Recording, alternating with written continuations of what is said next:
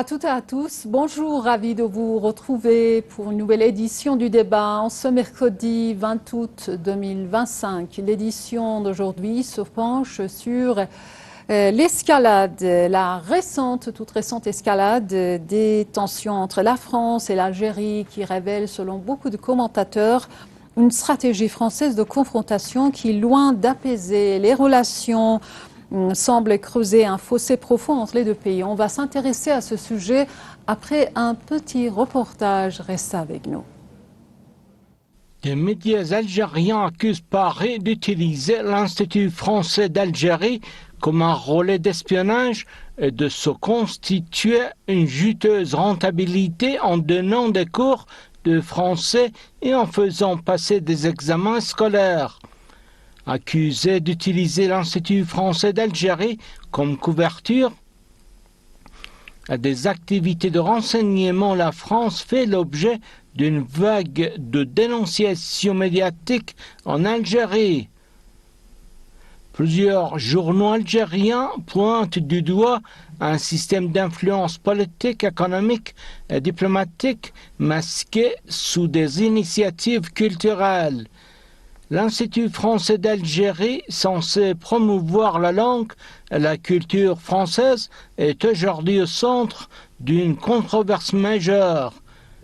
Plusieurs grands journaux algériens, notamment l'Expression et Al-Khabar, ont affirmé que cette structure sert de repère d'espions, accusant Paris d'y mener des opérations de renseignement dissimulées sous des activités culturelles. Selon l'Expression, un restaurant situé dans l'enceinte même de l'Institut français d'Alger est utilisé pour organiser des rencontres secrètes entre des agents de la chancellerie française et de jeunes Algériens.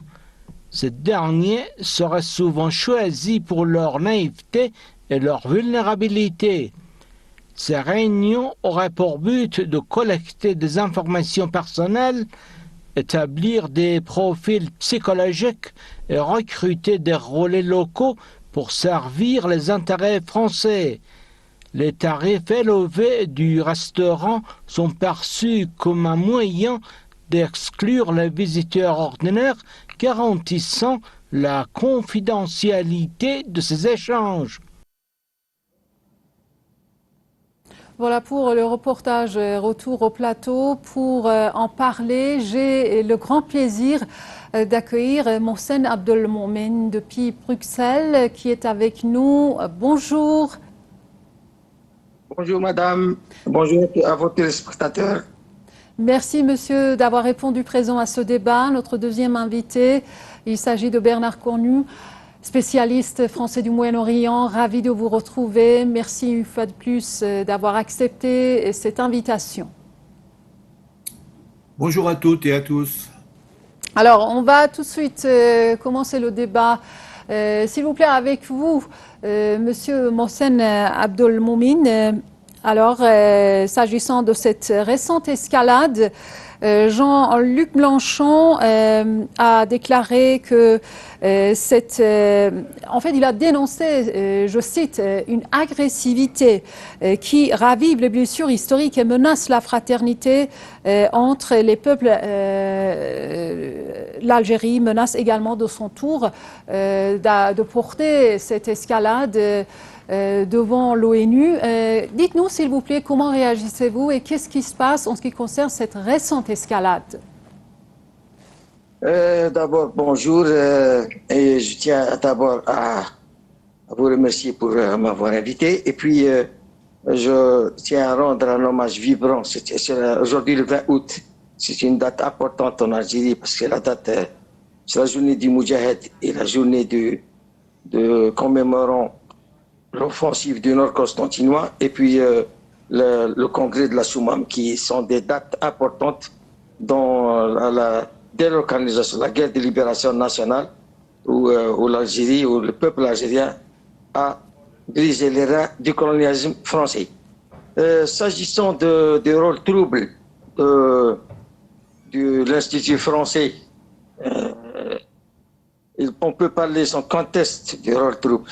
on peut parler, en effet, des journaux algériens ont dénoncé l'ingérence de la France dans les affaires internes de l'Algérie par l'intermédiaire de l'Institut français d'Alger, qui sert de tête de pont pour, entre autres, recruter des Algériens de la société civile, entre guillemets, hein, parce que, voilà, on sait ce que c'est, pour servir les intérêts de la France en Algérie, notamment par des actions de déstabilisation. Un rappel important. Il nous faut faire un rappel. N'oublions pas que cet institut, censé servir au rayonnement de la culture française, a déjà été plongé en novembre dernier, 2024, dans une affaire d'espionnage très grave qui a choqué l'Algérie. C'est nos services de sécurité qui ont déjoué ce complot. En effet, c'est au sein de cet institut, un jeune Algérien, anciennement exilé en Europe, Espagne, et enrôlé dans les troupes djihadistes en Syrie, emprisonné en France pour participation au djihad, puis expulsé vers l'Algérie, a été contacté en novembre 2024 à Alger par un agent de la DGSE française, qui n'est autre que le premier secrétaire de l'ambassade de France au niveau de l'Institut français, pour lui demander de relancer, écoutez bien, de relancer des cellules djihadistes terroristes en Algérie contre une grosse somme d'argent. L'affaire, bien sûr, elle a été rendue publique, même sur la télévision nationale ici. En premier constat, il est important de rappeler que la France mène des politiques néocoloniales vis-à-vis de ses anciennes colonies, africaines en général, et vis-à-vis de l'Algérie en particulier. Elle continue à chercher à contrôler ces anciennes colonies, à les priver de leur souveraineté, soit directement à un niveau étatique pour les pays soumis au système de la France-Afrique, soit via la déstabilisation des États de l'intérieur par la société civile, entre guillemets, et des révolutions de couleur comme cela s'est passé dans les pays arabes lors du printemps arabe devenu printemps sioniste, hiver islamiste des années 2010, pour les pays qui défendent farouchement leur souveraineté, comme l'Algérie. Dans le cas de l'Algérie, après une période très dure de conquête et d'affirmation de son indépendance et de sa souveraineté, dans tous les domaines de 62 à 79, elle a subi 40 ans de régression et d'affaiblissement étatique, jusqu'à 2019, dans lequel la France a toujours joué un grand rôle. À titre d'illustration, dans les années 2010, deux ambassadeurs de France, fait très important, deux ambassadeurs de France, Bernard Bajoli, puis Pierre Émier, ont fait de longs passages en Algérie en tant qu'ambassadeurs, avant de prendre la tête de la DGSE. Je me pose cette question. Comment se fait-il que deux ambassadeurs, ils nous envoient deux ambassadeurs qui se révèlent être des chefs, des maîtres espions? Comment se fait-il que la France nous envoie à chaque fois des ambassadeurs qui deviennent après des chefs de la DGSE? Voilà. Durant leur passage en Algérie, ils ont pu faire avancer les intérêts français, notamment sur le plan économique, à différents niveaux. Voilà. Merci beaucoup. Alors, je laisse réagir Monsieur Bernard Cornu. Comment analysez-vous, comment interprétez-vous cette nouvelle escalade entre la France et l'Algérie, étant donné qu'il y a un héritage historique entre les deux pays et sensible? Ouais, je ne sais pas s'il faut parler d'escalade, parce que ce n'est qu'une brouille un peu entretenue par quelques personnes des deux côtés ou quelques médias qui ont quand même des suites du vieux fond historique de la guerre de libération algérienne contre la colonie française, qui a été une longue guerre qu'on a appelée pendant longtemps événement, dans lequel il y a eu des méfaits très durs de la part de la France, puisque l'armée a emprisonné, a torturé, et que là, cela commence à être reconnu officiellement. Mais c'est bien connu effectivement des Algériens, et les combats ont été durs, et au moment des derniers mois avant disons la célébration officielle de l'indépendance, il y a eu aussi beaucoup de massacres de tous les côtés. C'était la fin d'une période coloniale très dure, très longue, mais cela a laissé des ressentiments puisque disons l'histoire n'est pas encore complètement réconciliée. L'histoire n'est pas écrite encore avec toutes les archives, puisque la France détient encore beaucoup d'archives. Donc cela prend du temps. Il y a eu des volontés des différents présidents d'avancer sur cette voie, mais c'est effectivement très long. Et il y a des efforts à faire sans doute aussi des deux côtés.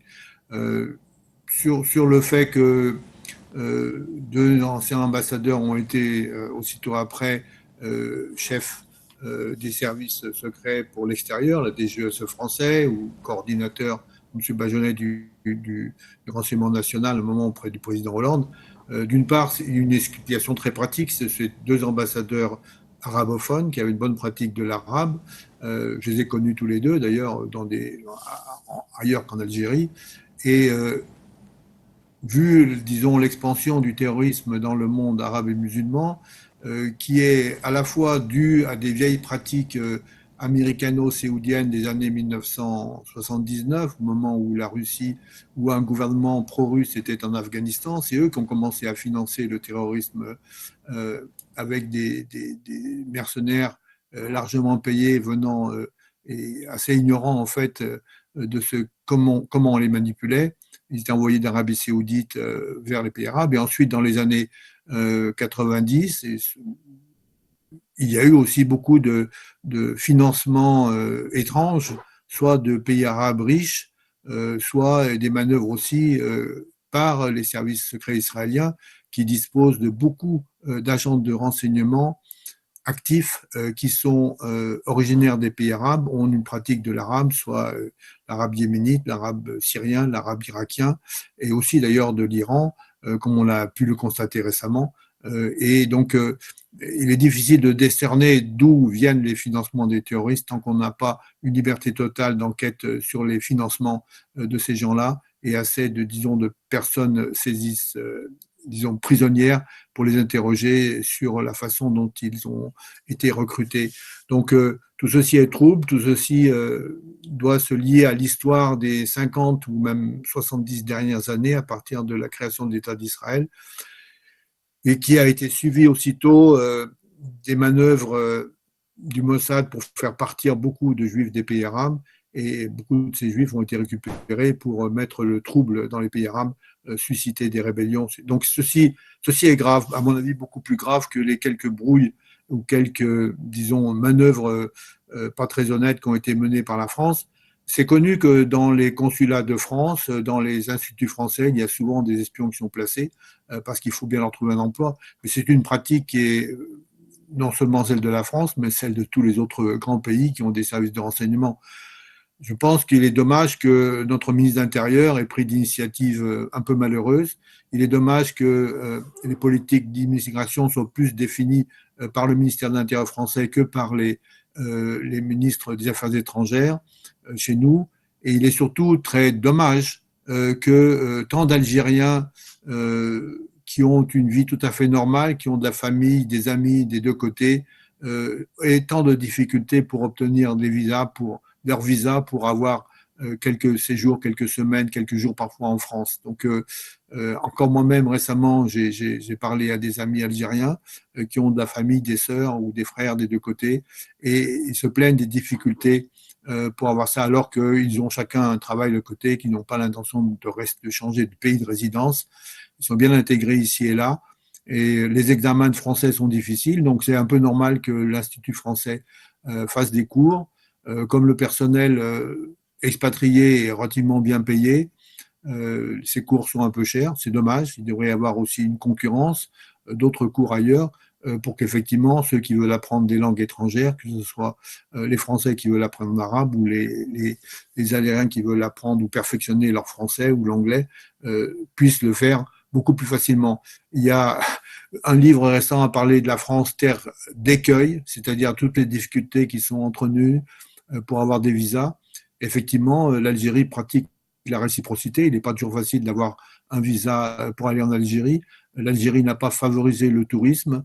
Il y a des avantages à cela, il y a aussi des inconvénients, parce que du coup, s'il y avait plus de touristes, l'Algérie serait mieux connue et la perception de l'Algérie moderne, développée, cultivée, d'un beau pays serait peut-être mieux perçue, et du coup les manipulations médiatiques de vieilles personnes qui sont encore sensibles à des événements d'il y a 70 ans seraient moins efficaces. Et les milieux d'extrême droite française ou même de droite qui tentent d'entretenir ou même de créer des tensions seraient beaucoup moins efficaces, beaucoup plus isolés. Je pense que les deux peuples ont intérêt à échanger de façon beaucoup plus naturelle et beaucoup plus facilement. On va encore développer la question avec vous, Mohsen Abdelmomen. Vous êtes algérien.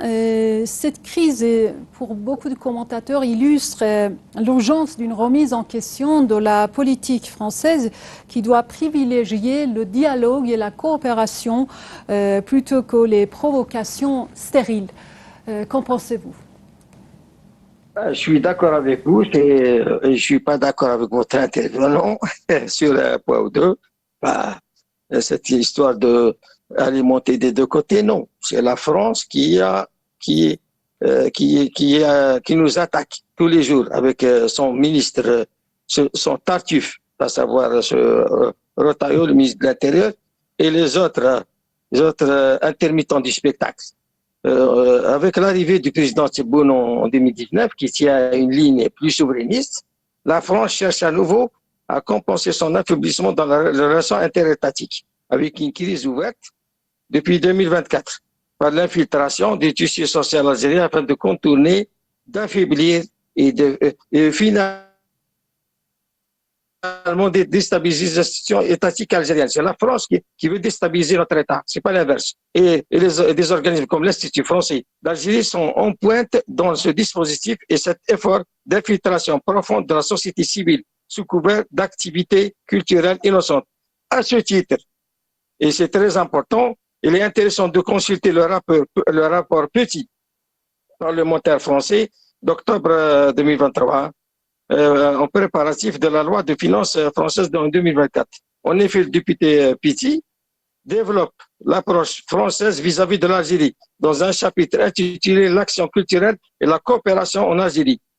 Fait vivre la diplomatie non gouvernementale pour surmonter les blocages politiques.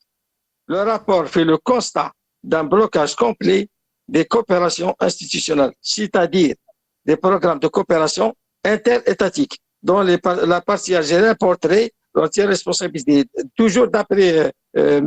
Petit. Au lieu d'analyser comme il se doit les causes de cette situation de blocage entre les deux États, M. Petit décrit au mépris de toute réalité l'État algérien comme un État défaillant. Aussi préconise-t-il de contourner l'État, et c'est là où ça devient important, contourner l'État algérien en utilisant le soft power des institutions culturelles pour pénétrer en profondeur la société civile algérienne via ce qu'il appelle une diplomatie des sociétés civiles pour préparer l'avenir. Il met particulièrement en exergue le rôle majeur que devrait jouer l'Institut français d'Algérie. C'est cité dans le rapport Petit, avec ses 5 antennes en Algérie et 16 implantations au total sur le territoire algérien, dont un axe majeur de déploiement vers le sud algérien. Le rapport présente notamment les programmes de coopération pilotés par l'ambassade de France via la couverture de l'Institut français d'Algérie en direction de la société civile algérienne dans de nombreux domaines culturels, associatifs, éducatifs, droits de l'homme, etc., protection du patrimoine, littérature, cinéma, autour des questions politiques, culturelles ou sociales, notamment les domaines où celle-ci est difficile en Algérie sous la bannière officielle de la promotion des liens entre la société civile algérienne et française. Au résumé, ce rapport parlementaire préconise une répétition de l'identification des activistes de la société civile pour de futures révolutions de couleur en Algérie, sous la couverture de la coopération culturelle. Comme disait le général Giap, le colonisateur est un mauvais élève de l'histoire. Voilà. Monsieur Bernard Cornu, je vous laisse réagir et dites-nous également, à votre avis, comment la rhétorique politique française influence-t-elle l'image de la France au Maghreb j'espère que j'étais clair et en Afrique. par rapport Bon, c'est Oui. à Monsieur Cornu de réagir. D'ailleurs, d'une part, je n'ai parlé de la réciprocité d'action d'Algérie pour les visas qu'elle rend difficile parce que les visas français pour les Algériens sont très difficiles à obtenir. Et donc, je n'ai pas reproché à nos amis algériens d'avoir des attitudes aussi provocatrices que notre ministre français de l'Intérieur. Donc, ce que je voudrais dire aussi, c'est que l'Algérie et la France auraient beaucoup plus intérêt à coopérer au niveau international parce que l'Algérie a eu pendant très longtemps une grande influence dans les affaires internationales, était très respectée. Et je pense qu'elle pourrait être aussi très respectée, très influente dans les affaires internationales parce que elle est partie de la Ligue arabe, sa révolution a été respectée dans le monde arabe. En Syrie, l'Algérie est très respectée. Et la France et l'Algérie, si elles coopèrent ensemble au Conseil de sécurité, puisque l'Algérie en est membre encore pour cette année, ils pourraient faire avancer des résolutions, des progrès dans la gestion du monde pour la paix, pour la justice. Et disons, ces deux pays, s'ils travaillaient ensemble, pourraient faire avancer les choses.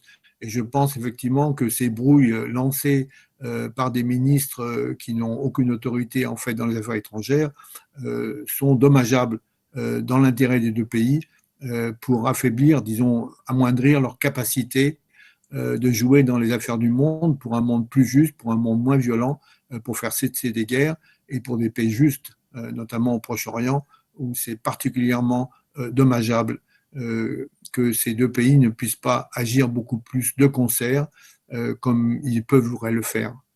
Donc ces brouilles sont très dommageables. Je pense que nul n'a intérêt à les entretenir et à faire monter les tensions. Voilà. À vous, Mohsen Abdelmoumine, quels sont, à votre avis, les risques si ce genre d'escalade continue à s'envenimer pour l'avenir des deux pays, si la crise diplomatique entre Paris et Alger s'envenime toujours sur divers plans? Pour nous, l'équation est simple. Hein. S'ils vont aller, c'est eux qui sont dans l'escalade tout le temps avec une extrême droite qui a remporté la bataille des idées, notamment avec Éric Zemmour, les thèses d'Éric Zemmour. L'extrême droite, maintenant, elle a gagné en France. Elle a gagné la bataille, notamment des idées. C'est eux qui font la politique en France. Maintenant, il faut, basta. On en a marre d'être, comment dire, que l'Algérie devient un épouvantail. Ils nous utilisent, ils utilisent mon pays, l'Algérie, avec notre histoire douloureuse. Je rends un hommage vibrant à nos martyrs qui ont libéré ce pays. On a vécu des génocides, une extermination de la part de ces soi-disant civilisés, hein, qui n'arrêtent pas de nous donner des leçons de démocratie, des droits de l'homme, de liberté, alors qu'ils n'ont jamais existé. Liberté d'expression. Personne n'est libre en France, il n'y a pas de démocratie en France. C'est le fascisme, c'est le grand capital qui dirige, c'est le sionisme qui dirige, c'est le cercle sioniste qui dirige. Alors, basta. S'ils veulent une relation, on l'a dit, d'État à État apaisé, ils n'ont qu'à arrêter leur attaque et l'instrumentalisation notamment de cet institut français et leur babouserie. Je tiens à dire que M. Driancourt, qui attaque l'Algérie matin, midi et soir, c'est un ambassadeur aussi. Et c'est la tête de pont. M. Driancourt, c'est la tête de pont de l'extrême droite, chef de file. Il a voulu même être ministre des Affaires étrangères de Mme Le Pen. Donc, c'est aux Français de balayer devant leur porte et de guérir de la maladie, à savoir ce passé qu'ils ont, le colonialisme, l'Algérie d'avant, l'Algérie de pays de cocaïne pour eux, sous la colonisation, ça n'existe pas. C'est le paradis perdu, c'est fini, c'est terminé. Il y a une autre Algérie avec d'autres façons de voir le monde, et une Algérie qui peut avoir d'autres partenaires. On peut avoir les Chinois, les Russes, on a tout le monde qui nous court derrière, alors que la France est dans une crise des régimes effrayante. C'est une crise et on voit où est-ce qu'elle va, droit au mur, et on voit les Européens, leur jeu, notamment en Ukraine, les a conduits à devenir des caniches, être de la serpillière des États-Unis, ils pèsent rien. Donc, il a raison, M. Cornu, de dire qu'on peut construire un avenir ensemble. Mais sur de bonnes bases. Sur de bonnes bases. Voilà. Dans les intérêts des deux États et des deux peuples. Merci infiniment. Alors, nous avons peut-être moins d'une minute. Bernard Cornu, vous voulez réagir peut-être et conclure quelques mots, s'il vous plaît? Oui, vous savez, M. Éric Zemmour, il a très peu d'influence en France. C'est vrai qu'il y a d'influence de mouvements sionistes, de personnes mais ça ne définit pas ça bloque parfois certaines options, mais ça ne définit pas la politique française. Et je dois signaler aussi que M. Driancourt je n'ai pas beaucoup d'estime pour lui. Il voulait être président du monde arabe, il n'a pas été nommé président du monde arabe. Donc en fait, c'est vrai, certains médias de droite, tenus par des millionnaires en France, aiment les provocations, aiment faire venir des gens tels que M. Zemmour, M. Briancourt dans leur télévision. Merci beaucoup. Pour un idée de base des provocations, mais ce n'est pas, je pense, la tendance de toute la télévision publique française. On se garde bien de cela. Et ces gens-là, en fait, ont peu d'influence politique lors des élections. Merci Ils ont une infiniment. influence dans le discours et pas dans les élections. Merci infiniment à vous deux d'avoir participé à ce débat. Merci également à vous, amis téléspectateurs et auditeurs, de nous avoir suivis jusqu'à la fin de cette édition. Au revoir, à la prochaine fois avec un nouveau sujet du débat.